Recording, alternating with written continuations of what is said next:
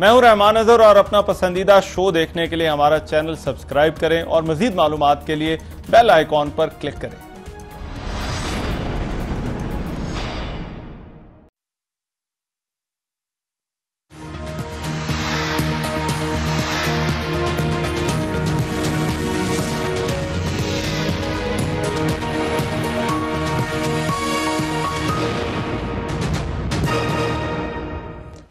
अस्सलाम वालेकुम, आपको आज के प्रोग्राम में खुशामदीद।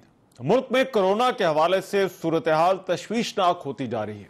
केसेस की तादाद दिन ब दिन बढ़ रही है और इजाफे की शरह भी बहुत ज्यादा बढ़ती जा रही है। पिछले 24 घंटे में रिपोर्ट होने वाले केसेस की तादाद 2300 से तजावुज कर गई है, जबकि जुलाई के बाद एक दिन में सबसे ज्यादा अमवात भी पिछले 24 घंटे में रिकॉर्ड हुई है। यह तादाद 37 है। केसेस मुस्बत आने की जो शरह है वो 6.24% हो गई है।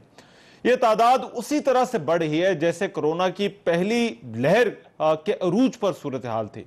अब इस सूरत हाल में सियासी जमातों के जलसे और मामूलात उसी तरह से जो है वो जारी हैं। दूसरी तरफ गिलगित बल्तिस्तान के इंतखाबात भी हो रहे हैं जो कि बड़ी गैर मामूली अहमियत इख्तियार कर गए हैं। मुल्क की बड़ी सियासी जमातें मैदान में हैं और अपना जोर लगा रही हैं। बिलावल भुट्टो जरदारी अभी वहां पर मौजूद हैं। मरियम नवाज वहां जाकर जलसे कर चुकी हैं, तकरीर होती रही हैं। वजीर आजम इमरान खान ने भी दौरा किया, जबकि उनके वज़रा जो हैं वो बड़े जोर और शोर से जो है वो वहां पर मुहिम चला रहे हैं। आज इस इंतखाबी मुहिम का आखिरी दिन है और इतवार के रोज पोलिंग होनी है। अब ये इंतखाबात सियासी जमातों के लिए इस कदर क्यों अहम हो गए हैं? एक तो वजह मौजूदा सियासी माहौल है। पीडीएम की तहरीक और जलसे चल रहे हैं और अगर अपोजिशन जमातें तहरीक इंसाफ को इन इंतखाबात में हरा देती हैं तो उनकी तहरीक में मजीद जान पड़ सकती है और उन्हें हुकूमत के खिलाफ बयानिए को मजबूत करने का मौका मिल सकता है। वैसे तो आम तौर पर देखा गया है कि इस तरह के इंतखाब में जो वफाकी हुकूमत होती है, वफाक में जो भी जिस जमात की हुकूमत होती है उसकी पोजीशन मजबूत होती है, लेकिन तहरीक इंसाफ के लिए भी ये इलेक्शन बहुत अहमियत का हामिल है। अगर तहरीक इंसाफ ये मैदान मार लेती है तो इसे अपोजिशन के बयानी को कमजोर करने का मौका मिल जाएगा। इन इंतखाबात के लिए सिक्योरिटी इंतजामात और इंतखाबी ड्यूटी के लिए मुल्क भर से पुलिस की रेफरी भी बुला ली गई है। पुलिस के साथ साथ जीबी स्काउट्स, रेंजर्स और एफसी के एहलकार भी तैनात होंगे। अब अहम बात यह है कि फौज इन इंतखाबात में ड्यूटी नहीं कर रही।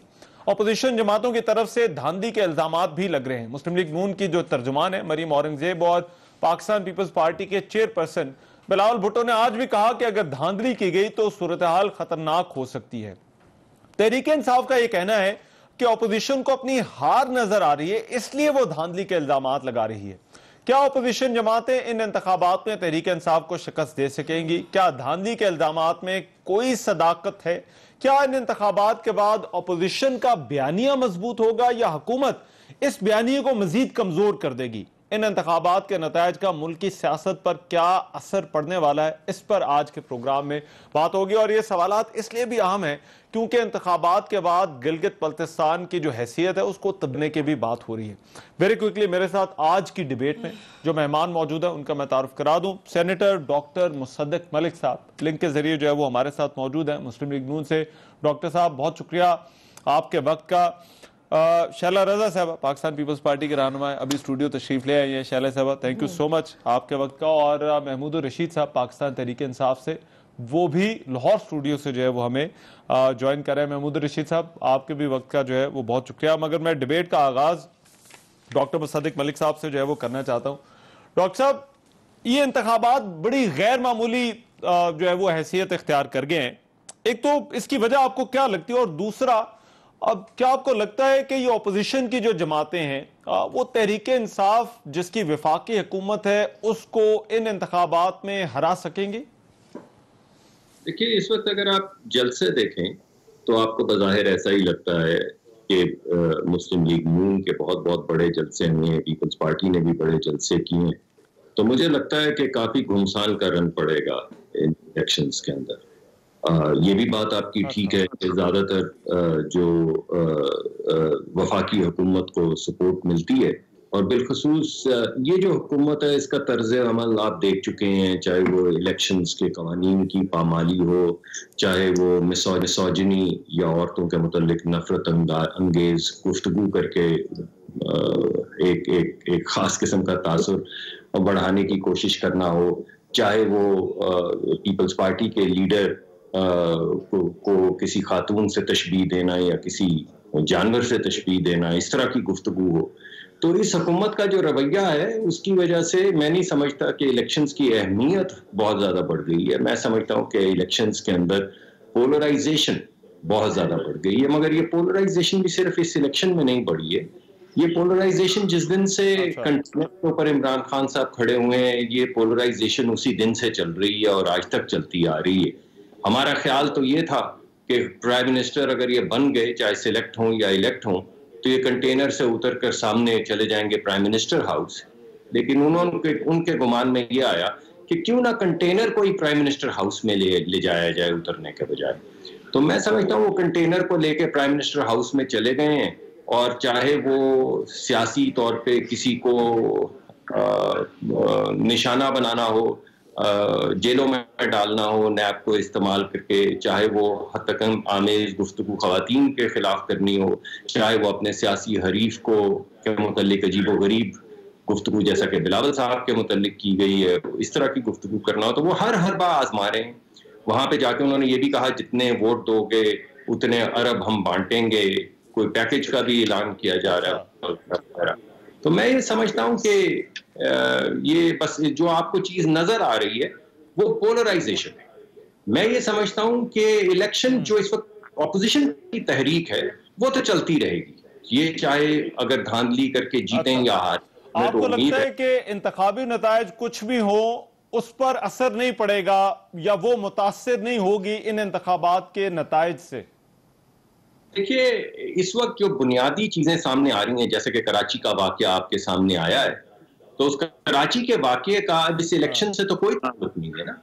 अगर एक ऑपोजिशन का बयानिया चल रहा है कि कुछ अफराद जो हैं वो अपनी हदूद तजावुज करते हैं और ये हुकूमत बैसाखियों के जरिए सिर्फ खड़ी है, और अगर वो बैसाखियां हटा ली जाएं तो ये हुकूमत उसी वक्त गिर जाएगी, तो उसका इस इलेक्शन से तो कोई ताल्लुक नहीं। बल्कि जहां पे भी बैसाखियां इस्तेमाल होती हैं या उनकी निशानदही होती है, उससे ऑपोजिशन का जो मौकफ है वो ज्यादा मजबूत होता है, और मैं समझता हूं कि वो मुसलसल मजबूत होता चला जा रहा है। एक चीज आप क्लियर कर रहे हैं कि दारो मदार जो है वो इन इलेक्शंस पर जो है वो नहीं समझा जा सकता, राइट? अब मैं महमूद रशीद साहब, क्या वाकई आप भी यही समझते हैं कि ये इलेक्शन अपनी जगह पर है मगर ऑपोजिशन की तहरीक जो है वो अपनी जगह पर है?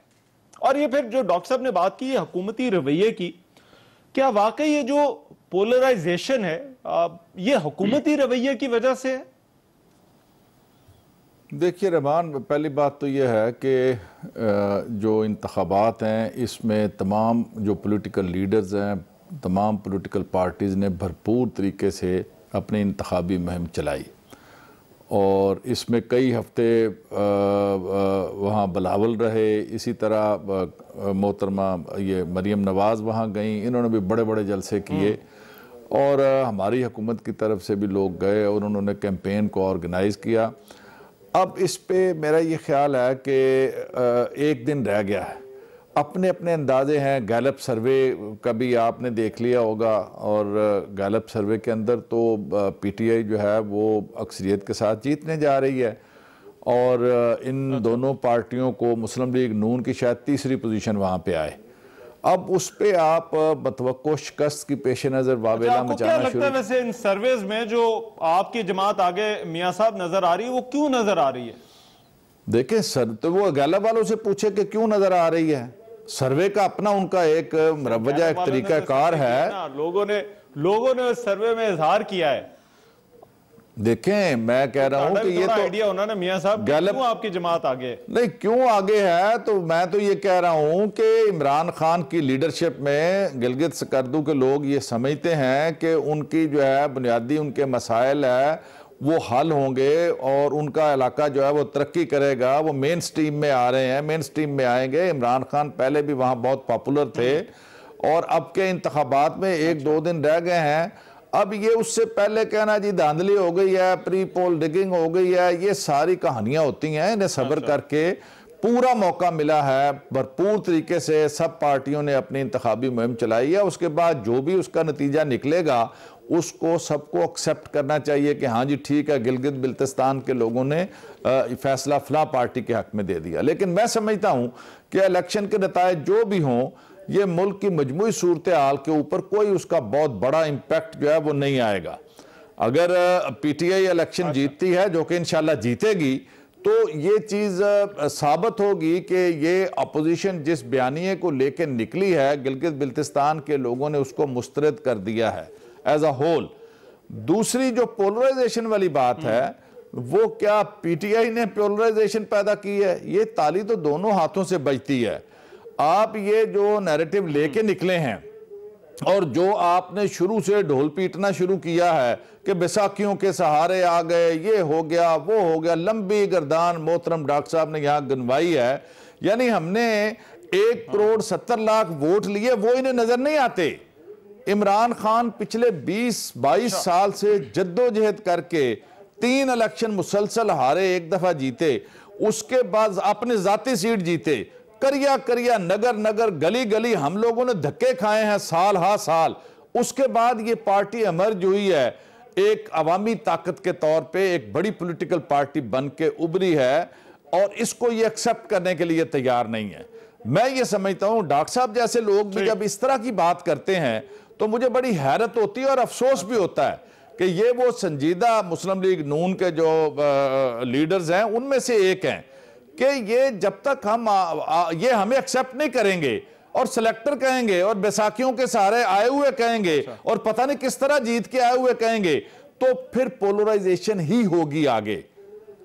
ये अगर हमारे पोलराइजेशन वाली बात पे जरा फिर से वापस आऊं, मगर ये पहले जो गिलगित के जो बल्तिस्तान के इंतखाबात हैं उन पे जरा मैं शैला रजा साहबा 2 चीजें मियां महमूद रशीद साहब ने, एक तो वो इलेक्शन इस वजह से जीत रहे हैं क्योंकि इमरान खान की पॉपुलैरिटी है वहां पर, दूसरा इलेक्शन अभी हुए नहीं लेकिन धांधली के इल्जामात क्यों लगना शुरू हो गए? सबसे पहले तो इसलिए लगने शुरू हुए कि मोहतरम वजीर आजम साहब वहाँ गए और बहैसियत वजीर आजम उन्होंने वो ऐलान किया कि उसके बाद उस ट्वीट को उन्होंने डिलीट करना पड़ा, जो उन्हें पता ही नहीं था कि ये एक आईनी तरीके से होगी। वो अपनी एक आमिराना जहन के तहत करके आए कि मैं इसको इंटरिम सूबा बना रहा। अच्छा, ये वो अकेले नहीं कर सकते, ये असेंबली से होगा, और वो अपने तौर पे करके आए और फिर आके उन्हें डिलीट करना पड़ा। अच्छा। एक वजीर आजम के लिए ये मैं समझती हूँ शर्मिंदगी का मुकाम है।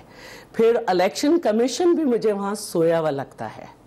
हमने सारी ज़िंदगी इलेक्शन खेला है, वहाँ पर MNA MPS जा सकते हैं, वज़ीर नहीं, लेकिन मुस्तकिल इनके वज़ीर बैठे हुए हैं। गंडापुर जिन्हें वहाँ के लोग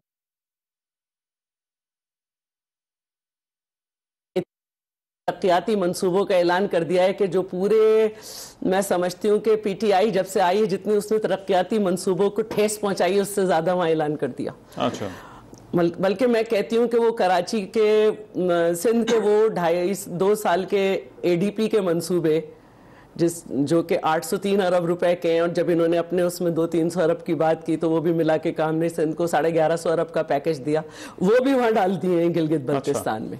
उसके बावजूद भी इन्हें 2 बैसाखियों की ज़रूरत हो रही है।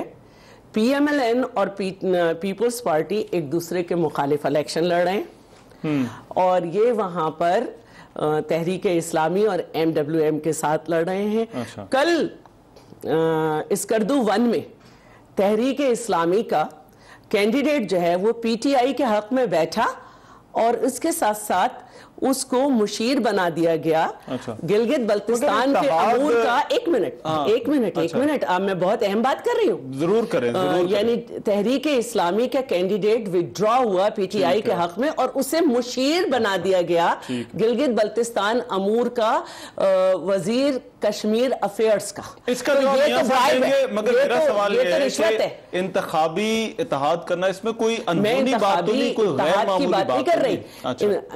इमरान साहब जो हैं वो बहुत नजरियाती आदमी बनते हैं, और दूसरी तरफ ये दोनों पार्टीज भी, तो ये दोनों पार्टीज पिछले इलेक्शन में PMLN के साथ थी। अच्छा। ये दोनों एक दूसरे की इमामत में नमाज नहीं पढ़ सकते। अच्छा। आखिर ऐसा कौन सा नजरिया है कि ये पिछले इलेक्शन में PMLN के साथ थे और इस इलेक्शन में ये PTI के साथ है, और PTI ने इस वक्त पर जिसमें ये अबूरी हुकूमत ये काम नहीं कर सकती, उनके विड्रॉ होने वाले को अपने बंदे के हक में मुशीर कैसे नाम, ये आपका पॉइंट है और इसका जवाब मैं मियां साहब से लूंगा। मियां साहब, एक ब्रेक के बाद आप दीजिएगा कि क्या ये इलेक्शन उसी तरह से हो रहा है जिस तरह से रवायती, जिस तरह से हम कहते हैं कि पाकिस्तान में इलेक्शन होते हैं, या फिर आपकी हुकूमत है और इस मरतबा इलेक्शन और तरह से हो रहा है? इस ब्रेक के बाद वापस आते हैं।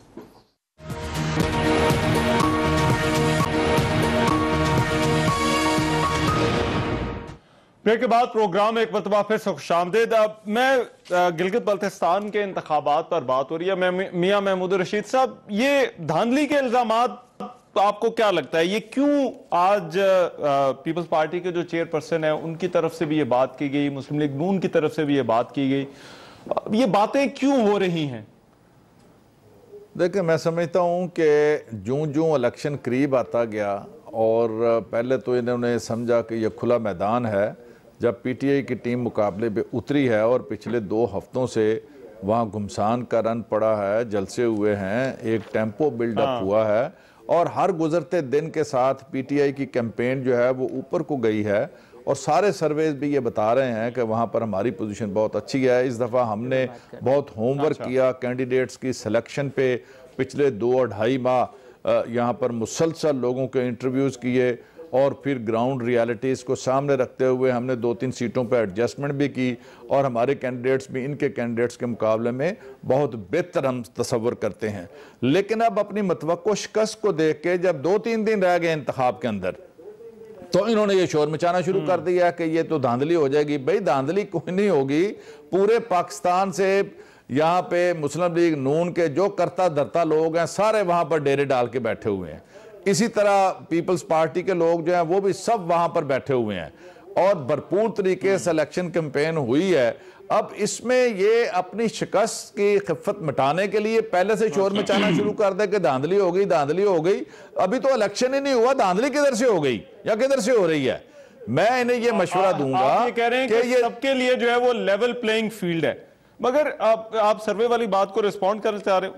उनका आर्गुमेंट ये है कि एक तो लेवल प्लेइंग फील्ड है, दूसरा सर्वे जो है वो PTI की हुकूमत को आगे दिखा रहे हैं बाकी जमातों से। तो अब आपने जितना अपना जोर लगाना था वो लगा सर्वे अभी कुछ अरसे पहले हुआ था और उसमें ये अल्फाज इस्तेमाल किए गए थे पाकिस्तान के सर्वे में कि हर चौथे आदमी ने गवर्नमेंट से नाराजगी का इजहार किया। और उसकी वजह क्या थी?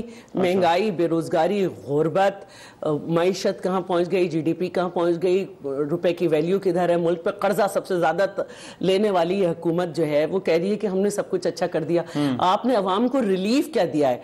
बजाय इसके कि एक तो ये कि मैं दोबारा कहूंगी कि dad election commission of Gilgit Baltistan, ministers वहां पे कैंपेन कर रहे हैं इनके 4-4। तो मैं ये पूछना चाहती हूँ कि आपको तो अपनी रिलीफ बतानी चाहिए ना वहां पे। आप वहां पर मरियम साहिबा की किरदार कशी कर रहे हैं, आप वहां पे बिलावल को कुछ कह रहे हैं। क्या हमारे पास इनके लोगों के लिए अल्फाज नहीं है? हम अभी भेज दें कादिर पटेल को, मुराद सईद भाग जाएगा वहां से। अच्छा, लेकिन क्या पूरा कर लें। उसके बाद चीफ कोर्ट ने जो है वो इनको चीफ कोर्ट ने इनको जो है वो इजाजत भी दी। अभी आज फिर ऑर्डर आया दोबारा से। नहीं, मिनिस्टर क्या कर रहे हैं इलेक्शन में? अच्छा, दूसरी बात ये कि मैं नहीं कह रही, आपके चैनल्स ने बताया है कि वहां पे जो टीचर्स हैं उनके जो नंबर ऑफ टीचर्स है उनके डबल नंबर में पोस्ट उनके बैलेट पेपर गए, पोस्टल बैलेट्स। ये चैनल्स बता रहे हैं, हम नहीं बता रहे। दूसरी बात मुझे बता दें कहाँ होता है ये कि मिनिस्टर्स जा रहे हैं वहां पे और वहां पर जोड़ तोड़ कर रहे हैं, लोगों से बात कर रहे हैं। मिनिस्टर क्या कर रहे हैं, मुझे इसका जवाब चाहिए। ठीक, और इलेक्शन कमीशन से चाहिए। और वहां पे इनकी, अगर आप कह रहे हैं कि कैंपेन चलाइए तो कैंपेन चलाना तो राइट है, लेकिन जो आप लोग कर रहे हो कि वहां पर एक और बात वहां पे हो रही है। वहां पे जो एडहॉक पे टीचर्स थी जिनको 24 साल, 13 साल, 10 साल, 8 साल हो गए थे, उनको हटाकर 3 दिन पहले चीफ सेक्रेटरी साहब नए लोगों की अपॉइंटमेंट कर रहे हैं। तो अच्छा। ये हो क्या रहा है भाई? ठीक है, मैं एक मिनट मुझे डॉक्टर बताएं कब ऐसा होता है। अच्छा राइट, इसका मैं मियां महमूद रशीद साहब वफाकी वज़रा के हवाले से आप जरूर जवाब दीजिएगा। मगर डॉक्टर मुसद्दिक मलिक साहब, ये जो लेवल प्लेइंग फील्ड की बात की जा रही है, क्या वाकई लेवल प्लेइंग फील्ड होती है? वो मियां साहब तो ये बात कह रहे हैं कि तमाम जमातों ने वहां पर जलसे किए हैं, अपनी कैंपेन की है, जिस तरह से बिलावल भुट्टो वहां पर है, मरीम नवाज साहिबा भी गई हैं वहां पर, उन्होंने भी कैंपेन की, तो किसी को कोई रोक टोक नहीं है। देखा जाए तो एक लेवल प्लेइंग फील्ड है सबके लिए, एडमिनिस्ट्रेटिवली तो हो रही है ना। अच्छा ठीक। तो देखें, मेरे लिए ये मियां साहब मेरी बहुत मोहब्बत का रिश्ता है, 30 साल पुराना है, और इस वजह से ये बात उनकी ठीक है कि मियां साहब की मौजूदगी में हमें सिर्फ संजीदा गुफ्तगू ही करनी चाहिए, क्योंकि मियां साहब वैसे भी मैं जानता हूँ इनको आइडियोलॉजिकल आदमी है, और उन चंद लोगों में से पीटीआई के जिन्हें मैं समझता हूँ ज्यादा आगे बढ़ना चाहिए था। थोड़ी सी संजीदा बात कर लेते हैं। अभी मियां साहब ने भी ये कहा कि इलेक्शन के रिजल्ट्स इतने मटीरियल नहीं है। मैंने भी आपको बोला कि इलेक्शन के रिजल्ट्स इतने मटीरियल नहीं है। ऐसा नहीं कि इलेक्शन के रिजल्ट मटीरियल नहीं, बिल्कुल मटीरियल है, लेकिन इलेक्शन जो इस वक्त ऑपोजिशन और हुकूमत की जो बड़ी राइवलरी चल रही है उसके अंदर ये मटीरियल नहीं, यानी जो तहरीक एक ऑपोजिशन लेके चल रही है उसके अंदर ये मटीरियल नहीं है। सिर्फ ये हम कह रहे थे। तो मटीरियल क्या है?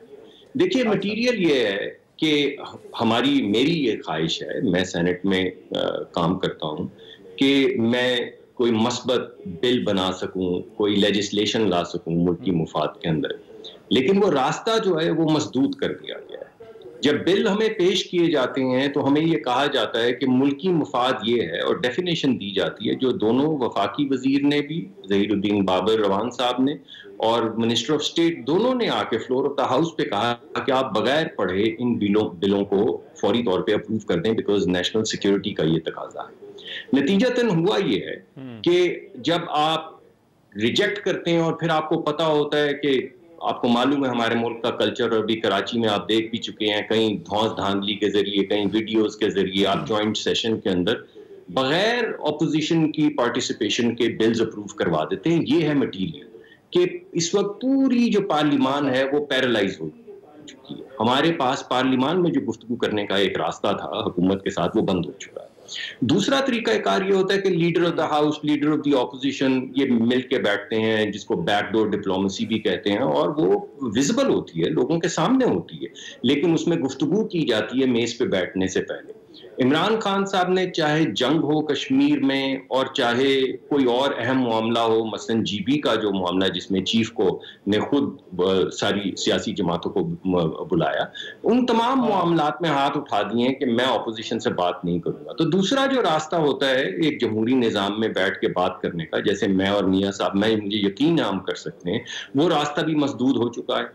तो हमारे पास, ऑपोजिशन के पास, मासिवा सड़क के कोई और रास्ता हुकूमत नहीं छोड़ा। ये है संजीदा गुफ्तगू। नहीं, मगर डॉक्टर सड़क के अलावा एक और रास्ता भी मरीम नवाज साहिबा, जो मुस्लिम लीग नून की नायब सदर है, उन्होंने प्रपोज किया है, और वो ये है कि उन्होंने कहा कि फौज से बात हो सकती है। नहीं, आप सुनिए, बात करने को तैयार नहीं है, तो फिर ये जो सारी बातें हैं जो आप पार्लियामान में आने की बात कर रहे हैं, सेनेट की बात कर रहे हैं, कौमी असेंबली की बात कर रहे हैं, इनसे फिर आप कहां पर बात करेंगे? रहमान साहब, पहली बात तो ये है कि आपको खुद ही इसमें इस्लाह कर लेनी चाहिए, क्योंकि कल बीबीसी ने जो प्रिंट में खबर डाली, जिसके नतीजे में ये तमाम प्रोग्राम हुए, और उसके बाद जब वीडियो आई तो उन्होंने अपनी प्रिंट की खबर की तस्हीह कर दी। तो मेरे ख्याल में आप भी अपने नुक्ता नजर की थोड़ी तस्हीह कर लें।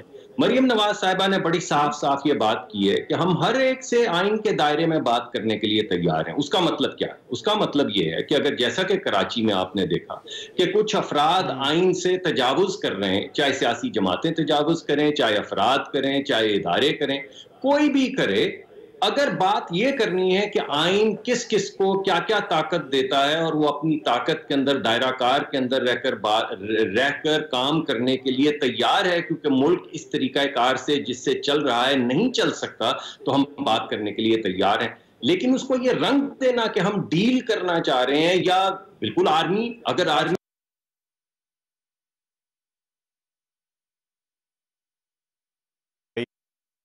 जब आप हुकूमत को घर भेजने की बात करते हैं, ये आपने तो बड़ी फिर उसका आईनी, देखिए पीडीएम का जो एलामिया जो हमारे सामने है, जो आप लोगों का आगे का रोड मैप है, उसके मुताबिक जो भी रास्ता होगा वो आईनी और जमहूरी रास्ता होगा। Correct me if I am wrong. तो फिर आप आज भी मरीम नवाज साहब ने सवात के जलसे में बात की कि हुकूमत को घर भेजना हो, फिर आपको इनके घर जाने का आईनी जमहूरी रास्ता क्या नजर क्या आ रहा है आपको आगे?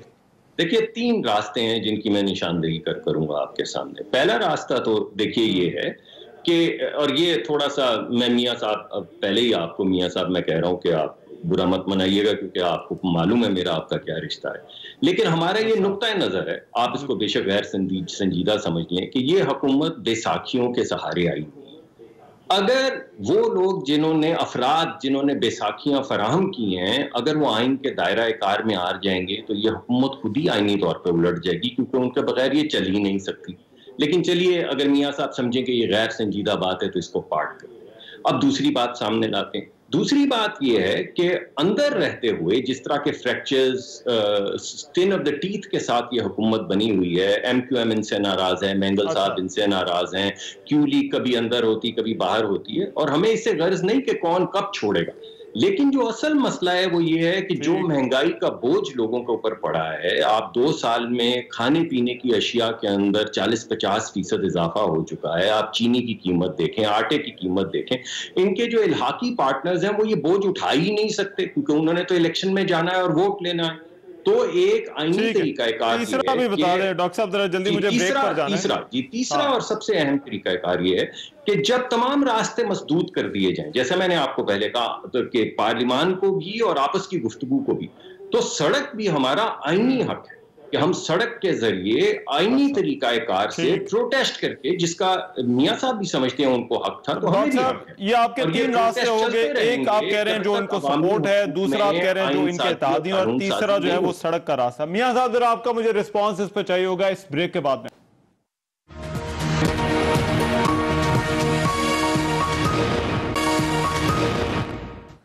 ब्रेक के बाद प्रोग्राम में एक मरतबा फिर से खुशामदीद। ब्रेक पर जाने से पहले बात हो रही थी जो डॉक्टर मुसद्दिक साहब ने की कि हुकूमत को घर भिजवाने के आईनी और जमहूरी रास्ते जो क्या, मियां महमूद रशीद साहब, ये जो 3 रास्ते डॉक्टर साहब ने बताए हैं, क्या आपको इंतखाबात के बाद PDM का और जो आने वाले जलसे हैं, ये मुस्तकबिल आपको क्या नजर आ रहा है? देखिए, मैं ये समझता हूँ रहमान के ये PDM की जो टॉप लीडरशिप है बड़ी अच्छी तरह समझती है कि जो इमरान खान ने मईशत को बेहतर करने के लिए जो स्ट्रक्चरल चेंजेस लेके आए हैं और मईशत की सिमत को दुरुस्त किया है और मईशत टेक ऑफ होने जा रही है, वो आइंदा अगर 1-1.5 साल PTI को और मिल गया, इमरान खान को मिल गया, तो ये सब फारग है, किसी का माल बिकने वाला नहीं है। एक तो इन्हें बड़ी अच्छी तरह इदराक है। दूसरी बात जो है, ये जो करप्शन के मेगा करप्शन के केसेस हैं, इन दोनों पार्टियों की लीडरशिप जो एक दूसरे को तहफ़्फ़ुज़ देती रही, प्रोटेक्ट करती रही, नैब को धनिया पिला के इन्होंने सुलाए रखा। अब ये सारे अदारों ने जो इनके केसेस शुरू किए हुए हैं वो अपने मंतकी अंजाम को पहुंचने को आइंदा चंद माह के दौरान ये सब लीडरशिप जो है वे सुलाखों के पीछे इन्हें नज़र आ रही है। जो बात इन्होंने कही डॉक्टर मुसद्दक साहब ने, देखें, एक जमहूरी इलेक्टेड हुकूमत को फारग होने के जो 3 तरीके इन्होंने बताए वो नहीं हैं। मैं बता रहा हूं सही तरीका क्या है। ये वोट ऑफ नो कॉन्फिडेंस कर दें। सही तरीका क्या है सर? जी, वोट ऑफ नो कॉन्फिडेंस करें। ये कॉन्स्टिट्यूशन के अंदर है इसकी प्रोविजन। आप तहरीक अदम एतमाद लेके आए, हुकूमत को घर भेज दें, आप इम्पीच कर दें। आप अगर आपके पास इतनी अफरादी कुव्वत नहीं है तो दूसरा तरीका क्या है कि हुकूमत खुद वजीर आज़म असम्बलियों को डिसमिस कर दे, मुस्ताफी हो जाए, नए इंतखाबात हो जाए। तीसरा तरीका जो इन्होंने कहा कि सड़कों पर आने से कभी मुंतखब हुकूमतें घरों को नहीं जाती, हम भी ये तजर्बा कर चुके हैं 2014 में। इसलिए ये डॉक्टर साहब को मैं बताने जा रहा हूं, ये मशवरा आपने तजर्बे की रोशनी में दे रहे हैं जी कि सड़कों पर आने से हुकूमतें मुंतखब जो है वो घरों को नहीं जाया करती। इन्हें पेशेंस के साथ, सब्र के साथ ये वक्त हमें देना होगा। ये 30-30 साल ये बराजमान रहे हैं हुकूमतों के अंदर, हमें अगर ये 2 साल भी बर्दाश्त नहीं करने जा रही है और ये माना कि जी डिलीवरी नहीं हुई, महंगाई हो गई, सारी चीजें ठीक हो गई, आप उस पर एहतजाज तो कर सकते हैं, ठीक है, आप रायामा तो हमवार कर सकते हैं, लेकिन जो तरीका रमान, एक मिनट, जो तरीका जो आपने 3 तरीके बताए वो तरीके नहीं चलेंगे। नहीं रमान, एक सेकंड, मैं अपनी बात को मुकम्मल करता हूं। रमान, एक सेकंड, ये जो तरीका मरियम नवाज साहबा ने नया इजाद किया है कि फौज को कहें कि इमरान खान को घर भेजे तो हम बात करते हैं, तो मरियम नवाज साहबा ने तो वो बात कर दी है बकौल मीर तकी मीर के मीर भी क्या खसादा हैं, हुए थे बीमार जिसके सबब उसी अत्तार के लौंडे से दवा लेते हैं कि जिस फौज को आप तमाम मसाइल की जड़ बता रहे हैं और कह रहे हैं कि सिविल सुपरमेसी चाहिए, अब आप उसी फौज को कह रहे हैं कि इमरान खान को घर भेज दें और हमारे साथ बैठ के बात करें कि हमें कैसे इक्तदार में लाना है। ठीक है डॉक्टर साहब, अगर आप ब्रीफली रिस्पॉन्ड करते, क्योंकि मैंने शैला साहबा के पास जाना है, मगर वो कह रहे हैं दो तरीके हैं, सड़कों वाला रास्ता वो कहते हैं हमने भी करके देख लिया, कुछ नहीं मिलने वाला इससे। देखिए, पहले तो अजराए मज़ा मैं कहूंगा कि फौज को मैं तो अत्तार का लौंडा नहीं कहूंगा,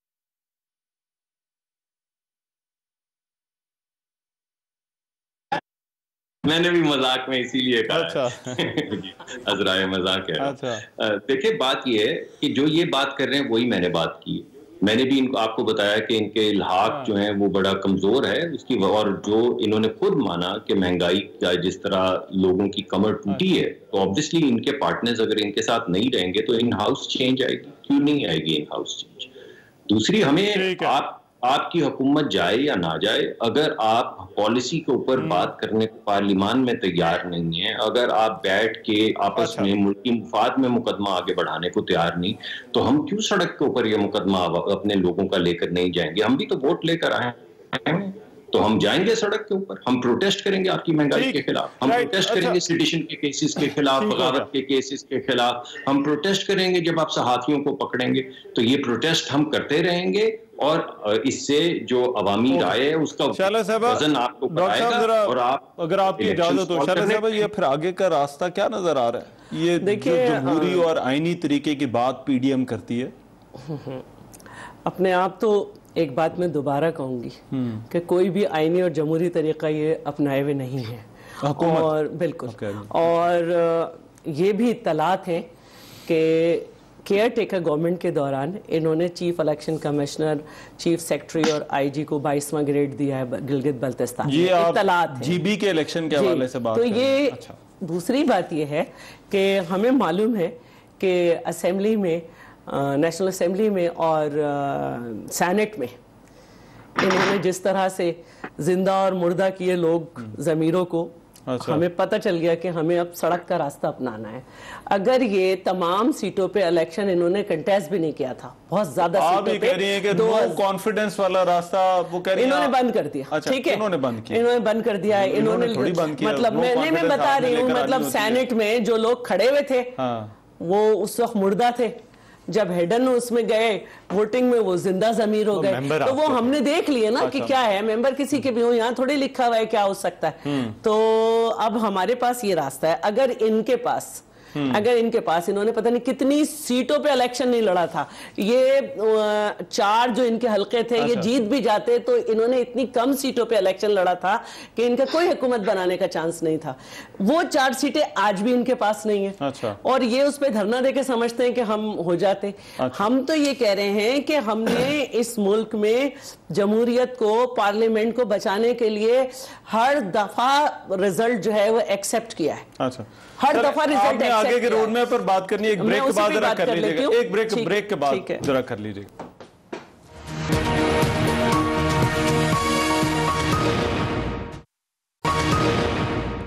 ब्रेक के बाद प्रोग्राम में एक मरतबा फिर से खुशामदीद। शैला साहब, जो आगे के रास्ते की बात हो रही है, अगर मुज़ाकरात होते हैं तो पीडीएम जो है, मुस्लिम लीग नून का तो मौक़िफ़ एक है, बट पीडीएम किससे मुज़ाकरात करेगी, बात किससे करेंगे अगर हुकूमत से नहीं करेंगे? हुकूमत से क्या बात की जाए, मतलब मियां महमूद रशीद साहब मेरे लिए बड़े काबिल एहतराम है। मुझे एक रिलीफ बता दें अवाम को। और मैं से क्यों नहीं बात हो सकती? सियासी जमातें हैं सारी, इसलिए क्या वजह है कि हमारी सियासी जमातें एक दूसरे से, अब माहौल ये हो गया कि बात भी नहीं कर सकती। हुकूमत भी जो है वो अपने एक उनका एक ख्याली अपना इमेज है उससे नीचे नहीं उतर रहे। ये क्या समझते हैं, ये मुकदमे जिनकी कोई हैसियत नहीं है, जिनकी वजह से 11 साढ़े 11 साल आसिफ साहब जेल में रह चुके, इस तरह के मुकदमे से कोई पीछे हट जाएंगे हम लोग? अच्छा। और जिस तरह से खुर्शीद शाह को 1 साल से ज्यादा हो गया बंद किया हुआ, 2 साल और बंद रखेंगे तो क्या हम पीछे हट जाएंगे? अच्छा। क्या उन खुर्शीद शाह के घर वाले पीछे हट जाएंगे? तो ये जो डेडलॉक है, आप ये कह रही हैं इसकी वजह हुकूमती रवैया है? हाँ, एक तो ये कि इनको ये समझना चाहिए कि हम किसी मुकदमे से नहीं घबराते। अच्छा, ठीक है। दूसरी बात ये है कि हम इनसे क्या बात करें, ये बड़ी बात कर रहे हैं, सबसे ज्यादा कर्जा लेने वाले, सबसे ज्यादा महंगाई करने वाले, क्या मतलब क्या किताबी बातें करते हैं कि फलाना चीज हमने कम कर दी, ये कम कर दी। एक इलेक्शन में गए हैं तो वहां जोड़ तोड़ कर रहे हैं, एक ये नहीं बता रहे कि हमने आपको रिलीफ क्या दिया। इनसे क्या बात हो सकती है? इनके खिलाफ जो तहरीक चल रही है और उससे पहले जो इन्होंने चलाई हुकूमत के खिलाफ, उसमें फर्क यही है कि 2 साल आपको स्मूथ मिले हैं। आपका दावा है कि सारी कुव्वतें आपके साथ एक पेज पे, अवाम को क्या मिला है? नहीं, मगर अगर ये इलेक्शन जीते हैं मियां साहब तो पहली मर्तबा होगा कि पीटीआई गिलगित में हुकूमत बनाएगी, गिलगित बल्तिस्तान में। मगर ये जो माहौल की बात करें कि बातचीत हुकूमत से नहीं हो सकती, क्या इसकी वजह क्या हुकूमत ने ऐसा माहौल बना दिया मियां साहब? देखिए रहमान, पहली बात तो यह है कि अगर ये दोनों बड़ी पार्टियां हमारे वजूद को मानने से इनकारी हैं, वो हमें मुंतखब हुकूमत हमारी समझती नहीं है, तो वही डैम केयर। ये बार बार कहते हैं सिलेक्टेड है, बैसाखियों पे आए हो, फलां जगह भी 1 करोड़ 70 लाख वोट लेके आए, वो उन्हें नजर नहीं आती। जब डे 1 से ये स्टार्ट यहां से लेंगे कि ये तो हुक्मरानी नहीं है, ये तो डम्मी है, ये तो जाली है, इन्हें तो लाया गया है, ये तो सिलेक्टेड है, तो फिर कौन बात करेगा? अपने रवैयों पे इन्हें नजरसानी नहीं करनी चाहिए। रही बात यह कि अवाम को रिलीफ नहीं मिला, ये नहीं हुआ, वो नहीं हुआ, ये सारी बातें हमें 5 साल के लिए लोगों ने मुंतखब किया, 2 साल के लिए नहीं किया। ये सब्र करें। साल में आधी आबादी मार दे जी, नहीं मरती आबादी, आपके दौर में मर गई थी। लोगों ने जब इंतखाबात आए थे, आपकी पीपल्स पार्टी जो एक फेडरेशन की पार्टी थी, उसको इतनी इबरतनाक शिकस्त हुई। ये पीपल पार्टी इसकी डिलीवरी ना होने के बराबर थी कि सिमट समटा के सिंध की डॉक्टर साहब को जरा कमेंट अगर हम डिलीवर नहीं करेंगे तो हमें भी लोग घर भेज देंगे। हम कब तक? लेकिन ये 2 साल बाद पहले ये कर ले, अगर ये डिलीवर कर शोर मचाना तो इलेक्शन के बाद चले जाएं, घर भेज दें जी, इन्होंने रिलीफ नहीं दिया, ये कुछ बात क्या होगी जब वजूद ही नहीं माना जाएगा कि ये लोग मौजूद भी हैं या नहीं है? पूरी कर रहे हैं इन्होंने। अच्छा, डॉक्टर साहब, मुसद्दिक मलिक साहब। सर हुक्म करें। सर, आपसे सवाल था जो मियां महमूद रशीद साहब ने पूछा। उन्होंने कहा कि बात तो तब हो जब आप उनको माने कि आप वो हैं। देखिए, बात ये बड़े दिन से मैं सवाल सुन रहा हूं कि बात किससे होगी। मैं समझता हूं सवाल ये नहीं है, सवाल ये कि बात क्या होगी, यानी क्या बात करें। अच्छा, ये अगर आप तय कर लें, क्योंकि हमारा मुकदमा ये है कि इस वक्त की हुकूमत जो है वो गैर आईनी तरीकाकार से आगे बढ़ रही है। हमारा मुकदमा ये है कि आइन की कैद के अंदर सब लोग आए। हमारा दूसरा मुकदमा ये है कि आपकी